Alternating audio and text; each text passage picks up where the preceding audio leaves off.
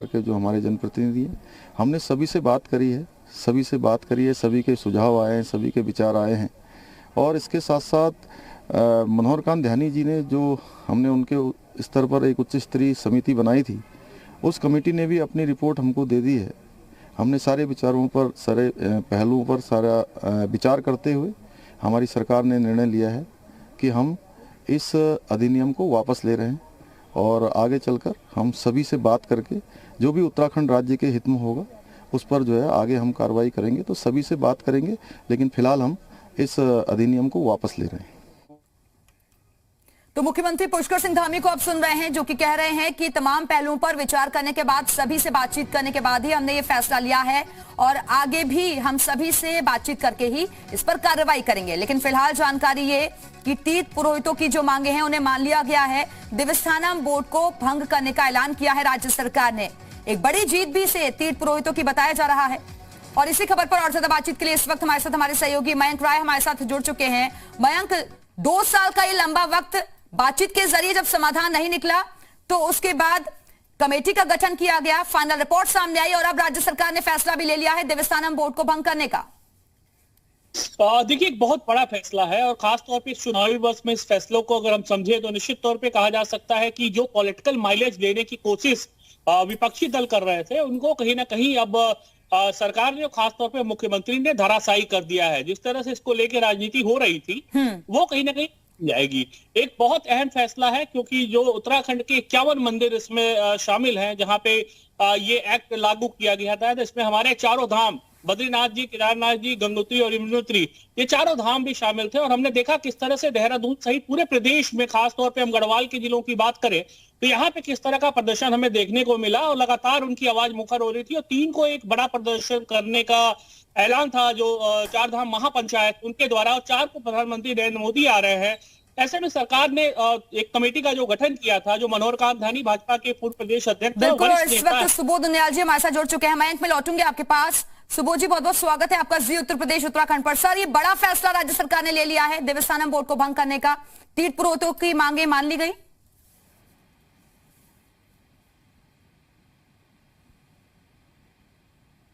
सुबोध जी, आवाज मिल रही है आपको? चलिए, लगता है आवाज हम तक नहीं पहुंच पा रही है। एक बार फिर से जुड़ने की कोशिश करेंगे। और देहरादून से हमारे साथ हमारे सहयोगी कुलदीप नेगी भी हमारे साथ जुड़ गए हैं। कुलदीप, तीर्थ पुरोहित लगातार इसको लेकर आवाज बुलंद कर रहे थे, कह रहे थे कि हक हकूक मारा जा रहा है और बड़ा प्रदर्शन का ऐलान भी किया गया था 3 दिसंबर के लिए। लेकिन प्रधानमंत्री के उत्तराखंड आने से पहले यह बड़ा फैसला राज्य सरकार ने लिया।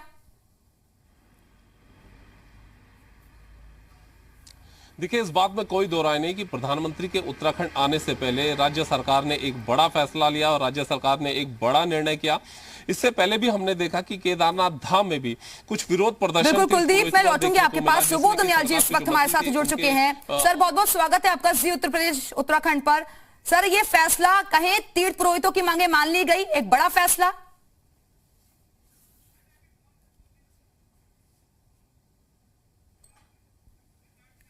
सुबोध जी, आवाज मिल रही है आपको? चलिए, आवाज हम तक नहीं पहुंच पा रही है। कुलदीप के पास एक बार फिर से चलते हैं। कुलदीप, मैंने आपको रोका था, अपनी बात पूरी कीजिए।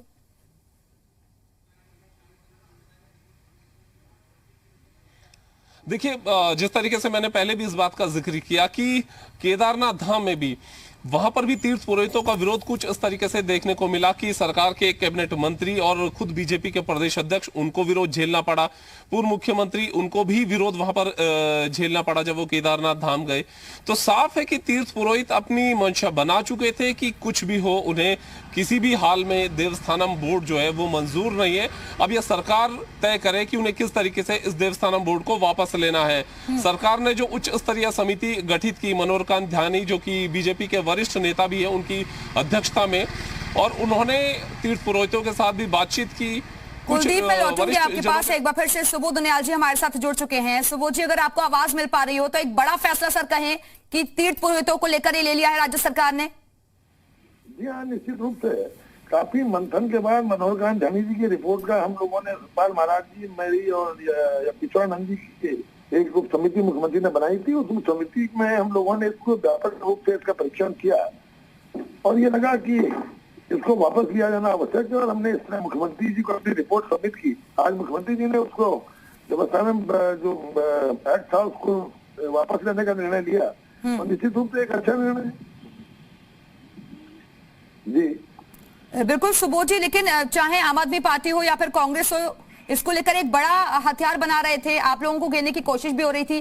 कहें कि अब उनका जो एक बड़ा एजेंडा था वो हाथ से चला गया है।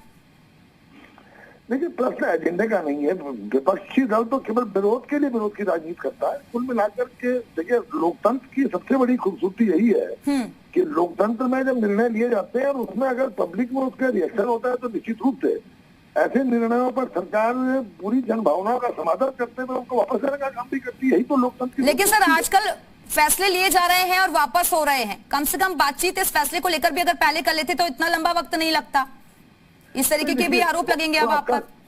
नहीं, उसका कोई वो देखिए, मैं आपसे कह रहा हूँ ना कि ये फैसला लिया गया एक सरकार के दौरान, और क्योंकि उसके बाद वो फैसला जब जनता के बीच गया तो हमेशा फैसलों में कमी होती है। और आज मुख्यमंत्री जी ने कहा है कि जो इसको हम वापस ले रहे हैं और जो भी व्यवस्था बनाएंगे वो सभी लोगों से बातचीत करने के बाद ही इस पर अंतिम निर्णय लेंगे कि क्या व्यवस्था किया सकते हैं। फिलहाल पुराने वाले जो हमारा जिस तरह से बद्रीनाथ केदारनाथ पैदल कमेटी और बाकी जो व्यवस्था थी वो व्यवस्था पूर्ववत उसको स्थापित किया जा रहा है ताकि वो चलती रहे।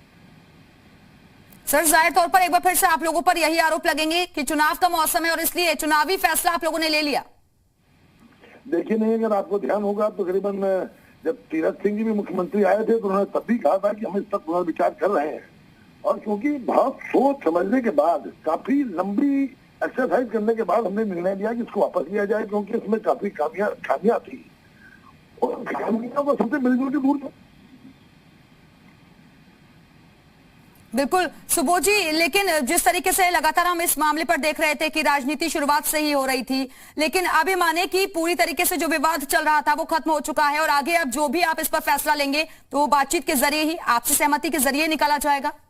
देखिए, ये भी हमने आपको ध्यान होगा जब केदारनाथ जी मुझे जाना पड़ा, मैं पहुंचा था, मैंने वहां पर केदारनाथ जी में सभी तीर्थ पुरोहितों से वार्ता करने के बाद फिर अगले दिन मेरा मुख्यमंत्री जी और अलख सिंह जी, हम तीनों लोग केदारनाथ गए और हमने उनको कहा था कि 30 तारीख नवंबर तक हम हर हालत में इस पर फैसला ले लेंगे।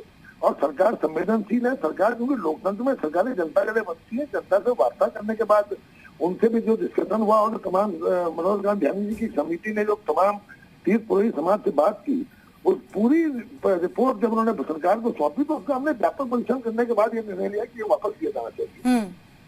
लेकिन सर, अब कम से कम ये माने कि आपके जो नेता हैं अलग अलग जगहों पर जा रहे थे प्रचार करने के लिए, मंदिरों के दर्शन करने के लिए, तो वहां भी विरोध का सामना करना पड़ रहा था। अब कम से कम ये समस्या दूर हो जाएगी, आप अच्छी तरीके से और प्रचार कर पाएंगे। स्वयं देखा, जब मैं केदारनाथ पहुंचा, हमने स्वयं देखा कि सारे तीर्थ पुरोहितों ने बड़े सौहार्दपूर्ण वातावरण में मुझे स्वागत भी किया और उसके बाद उनके साथ जिस तरह से बहुत ही सौहार्दपूर्ण वातावरण में वार्ता हुई, उससे कहीं ये नहीं था कि हम लोगों को विरोध झेलना पड़ा। देखिए, उनका कहीं ना कहीं गुस्सा पूर्व मुख्यमंत्री त्रिवेंद्र सिंह जी पे था कि उन्होंने बिना वार्ता कर दिया, तो वहां उन्होंने अपने गुस्से का इजहार कर दिया। लेकिन कुल मिलाकर के भारतीय जनता पार्टी की सरकार से भी नाराज नहीं थे। सर, आप कह रहे हैं कि भारतीय जनता पार्टी से नाराज नहीं थे, लेकिन नेतृत्व को लेकर तो नाराजगी थी और इसी वजह से अब बार बार ये भी सवाल आप लोगों से पूछा जाएगा कि आखिरकार 5 साल में आप लोगों ने 3 मुख्यमंत्री दे दिए उत्तराखंड को। देखिए, मैंने कई बार कहा है कि चेहरा बदलने से असर नहीं पड़ता। हम 2017 में जिस चुनाव घोषणा पत्र को लेकर जनता के बीच गए थे, हम जिन नीतियों और पार्टी की जिन नीतियों और कार्यक्रमों को लेकर जनता के बीच गए थे, आज भी हम उन्हीं नीतियों और कार्यक्रमों पर काम कर रहे हैं और उसी मैनिफेस्टो का अनुपालन कर रहे हैं। तो सर, अब ये भी चुनावी एक मुद्दा रहेगा कि देवस्थानम बोर्ड को हमने भंग कर दिया। देखिए, हमने एक व्यवस्था सुधारने के लिए प्रयास किया था जिसमें कुछ खामियां थी। लोगों से वार्ता करने के बाद लोकतांत्रिक परंपराओं का समाधान करते हुए इसको वापस लेने का निर्णय लिया है और सरकार ये मुद्दा बनाने वाले कहीं ना कहीं पीछे पड़ेंगे, क्योंकि जिस तरह से केदारनाथ जी और बद्रीनाथ जी को आदरणीय प्रधानमंत्री जी के द्वारा बहुत विशेष फोकस करके स्वयं लगातार उसकी उन्होंने मॉनिटरिंग करने के बाद इनको अंतर्राष्ट्रीय स्तर पर जिस तरह से उन्होंने काम किया, इस बात का हमको लोगों को जवाब देने की आवश्यकता नहीं है। जो भी इस बात को करेगा कहीं ना कहीं वो औंधे मुंह गिरेगा, क्योंकि सबको मालूम है कि भारतीय जनता पार्टी की नीति और कार्यक्रमों। चलिए, फिलहाल बहुत बहुत शुक्रिया आपका सुबोध उनियाल जी हमारे साथ जुड़ने के लिए, बातचीत करने के लिए। उत्तराखंड सरकार में मंत्री हैं सुबोध उनियाल, जो कि जानकारी दे रहे थे कि तमाम रिपोर्ट्स को देखने के बाद ही हमने ये फैसला लिया है और तीर्थ पुरोहितों के हित में ये फैसला वो बता रहे हैं। और हमारे साथ हमारे सहयोगी लगातार जुड़े हुए हैं कुलदीप नेगी और मयंक राय। मयंक के पास चलते हैं। मयंक, आप एक तरीके से इस पूरे मुद्दे को भुनाने की कोशिश करेगी बीजेपी आगे के चुनाव के लिए? बिल्कुल, देखिए, जब अभी आप सुबोध उनियाल जी से बात कर रही थी, मैं आपको थोड़ा सा बताना चाहूंगा इसके बारे में। सुबोध उनियाल दरअसल वो चेहरा है जिनका जो यहाँ का तीर्थ पुरोहित समाज है या हकूकधारी जो है उनमें ठीक ठाक पैठ है। तो इस पूरे मामले में सरकार द्वारा सुबोध उनियाल को एक अहम जिम्मेदारी दी गई थी कि आप इसी तरह इस मामले को साफ करिए। और खासतौर पर जब त्रिवेंद्र सिंह रावत का केदारनाथ में जबरदस्त विरोध हुआ था, तो सुबोध उनियाल कहीं ना कहीं इस पूरे प्रकरण में एक मिडिल मैन के तौर पर रहे हैं, जिन्होंने सरकार को भी ये समझाया और साथ में हक हकूकधारियों और तीर्थ पुरोहितों को भी ये आश्वासन दिया कि इस मामले को जल्द से जल्द समाप्त कर लिया जाएगा। निसंदेह मनोहर कांत ध्यानी ने अपनी रिपोर्ट सौंपी और रिपोर्ट में साफ तौर पे उन्होंने सिफारिश जो की थी वो यही की थी कि इस एक्ट को भंग किया जाए। लेकिन सुबोध उनियाल की भूमिका इसमें सबसे बड़ी रही और अंततः ये कहा जा सकता है कि जो नाराजगी थी वो तो दूर हो जाएगी जो साधु संतों पुरोहित समाज यहाँ के हैं। लेकिन ये जरूर है कि भारतीय जनता पार्टी इस मुद्दे पे अब जो एक राजनीतिक रोटियां सेकने की कोशिश लगातार चल रही थी, कहीं ना कहीं सरकार के ऊपर एक बड़ा दबाव था इस पूरे मामले को लेके, अब अब भाजपा को ये कह सकता है कि ये सरकार जो है अब अपर हैंड सरकार का रहेगा। सरकार ये कह, जिस तरह सुबोध उनियाल जी कह रहे थे, सरकार ये बिल्कुल कहेगी कि अगर नाराजगी थी लोगों में तो हमने उस नाराजगी को दूर किया। कहीं ना कहीं कुछ जब अब नया प्रावधान लेके आते हैं, नया एक्ट लेके बिल्कुल, यानी कि आप कह रहे हैं कि फ्रंट फुट पर आप खेलने की कोशिश करेगी बीजेपी। मयंक आप बने रहेगा, लौटेंगे आपके पास। कुलदीप के पास चलते हैं। कुलदीप, मेरे दो सवाल आपसे। पहला तो ये कि अब जो कि ये फैसला ले लिया है, तो हमने क्योंकि पहले ही खबर ये दिखाई थी, जी उत्तर प्रदेश उत्तराखंड की खबर पर एक बार फिर से मोहर लग गई है। और दूसरा ये क्योंकि ये शुरुआत से ही कहा जा रहा था कि पूर्ववर्ती सरकार में जो फैसले हुए हैं, जिसको लेकर विवाद हुआ है, कुर्सी तक चली गई है, उन फैसलों को पलटेगी धामी सरकार।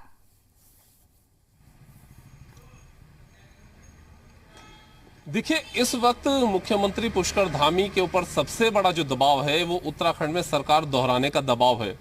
इसलिए हर वो फैसले लिए जा रहे हैं जिसके जरिए बीजेपी को लगता है कि 2022 में वो उत्तराखंड की सत्ता पर फिर से अपना कब्जा दोहराएगी। देवस्थानम बोर्ड का जो मामला है, जिस तरीके से हमने पहले भी इस बात का जिक्र किया कि खासतौर से अगर भाजपा के एजेंडे को लेकर हम चले और लगातार जो बात एक कही जाती है, हिंदुत्व की बात कही जाती है, तो ऐसे में ये जो फैसला था, इस फैसले का जो मैसेज जा रहा था वो पार्टी सीट से बिल्कुल, मैं लौटूंगी आपके पास। और अरविंद पांडे जी इस वक्त हमारे साथ जुड़ चुके हैं, शिक्षा मंत्री हैं। अरविंद जी, बहुत बहुत स्वागत है आपका जी उत्तर प्रदेश उत्तराखंड पर। सर, इस फैसले को आप किस तरीके से देख रहे हैं? क्योंकि तीर्थ पुरोहित लंबे वक्त से मांग कर रहे थे, लेकिन अब ये फैसला जाकर लिया गया है, थोड़ी कहें कि देरी जरूर हुई है। मैं इस निर्णय को बदल कर तीर्थ पुरोहितों के हित में, उनके सम्मान में हमारे मुख्यमंत्री जी ने जो आदेश किया है, मैं इस आदेश का स्वागत करता हूं और मुख्यमंत्री जी का मैं धन्यवाद देता हूं। और तीर्थ पुरोहितों से भी मैं निवेदन करना चाहूंगा कि निश्चित ही उनकी भावनाओं को थोड़ा ठेस पहुंचा होगा, हम इसके लिए उनसे क्षमा प्रार्थी हैं, लेकिन किसी का नुकसान सरकार का उद्देश्य नहीं था। एक पारदर्शी व्यवस्था के तहत एक प्रदेश की छवि को बनाने के लिए ये काम किया गया था, लेकिन एक नया सुझाव आने के पश्चात तीर्थ पुरोहितों के एक जो उनकी भावनाएं थी उन्होंने अवगत कराया है और उसको हमारे मुख्यमंत्री जी ने सम्मान दिया है। मैं सरकार का और मुख्यमंत्री जी का धन्यवाद दूंगा और तीर्थ पुरोहितों को इसकी मैं बधाई दूंगा। अरविंद जी, यानी कि आप मानते हैं कि कुछ जल्दबाजी की गई और जल्दी में फैसला लिया गया जिस वजह से अब भंग करना पड़ा है? देखिए, यानी जब बड़े स्तर से और बड़ी सोच के साथ काम किया जाता है तो कुछ किसी को नुकसान पहुंचाना और किसी को फायदा पहुंचाना नहीं, एक पारदर्शी व्यवस्था के लिए सबके हित के लिए कोई निर्णय लिया जाता है, जो हो सकता है कि तत्काल में उसका कुछ सकारात्मक परिणाम अच्छा ना आए, लेकिन दूरगामी परिणाम अच्छे होते हैं। ये सोच के उस समय किया गया था, लेकिन आज तीर्थ पुरोहितों ने अपनी भावनाओं से अवगत कराया, उसके सम्मान में इसको वापस लिया गया है। तो मैं कहना बिल्कुल, तो तीर्थ पुरोहितों ने अपनी भावनाओं से अवगत करवाया और उन्हीं के सम्मान में फैसला लिया गया है, ये कह रहे हैं अरविंद पांडे जी। बहुत बहुत शुक्रिया आपका सर हमारे साथ जुड़ने के लिए, जानकारी देने के लिए। और कुलदीप और मयंक, आपका भी बहुत बहुत शुक्रिया हमारे साथ जुड़ने के लिए, जानकारियां देने के लिए।